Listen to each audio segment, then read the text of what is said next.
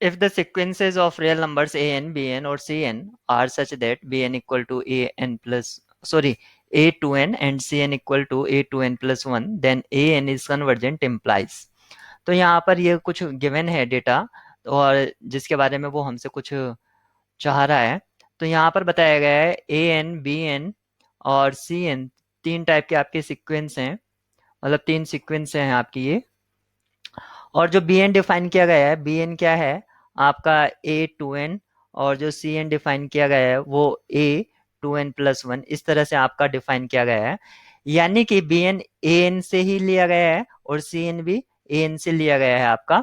यानी कि A one, A two, A three, इस तरह से आपकी जो चल रही है वो ए एन सिक्वेंस चल रही है। तो फर्स्ट टर्म को डिलीट कर दो क्योंकि यहाँ पर टू एन है, यानी कि अगर मैं वन पुट करूंगा तो यहाँ पर टू आएगा एटलीस्ट, अगर टू पुट करूंगा तो फोर आएगा। तो यहाँ से A two, A four, A six, यानी कि जो इवेंट टर्म्स हैं उससे बी एन कंसिडर किया गया है। इवेंट टर्म से event terms forming B N, forming B N.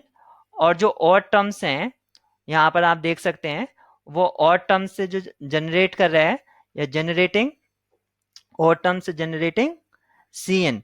यानी कि ये दोनों बी एन और सी एन जो हैं वो ए एन की सबसिक्वेंसेज हो गई है।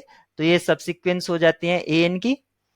तो अगर ए एन कन्वर्जेंट है, ये गिवन है, आपको गिवन है ए एन कन्वर्जेंट, तो सपोज करो एल को, तो इसकी सबसिक्वेंसेज भी कन्वर्जेंट होंगी, ऑल सबसिक्वेंसेज कन्वर्जिंग टू एल। तो यहाँ पर बी एन और सी एन दोनों कन्वर्ज करेगी। तो जहां पर लिखा है ऑप्शन से में हमें क्या लिखा गया है कि सी एन नॉट कन्वर्जेंट, तो ये गलत हो जाता है।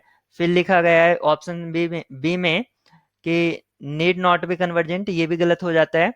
फिर यहाँ पर लिखा है आर बोथ डाइवर्जेंट, ये भी गलत हो जाता है। सिर्फ ऑप्शन सी आपका ट्रू रहेगा।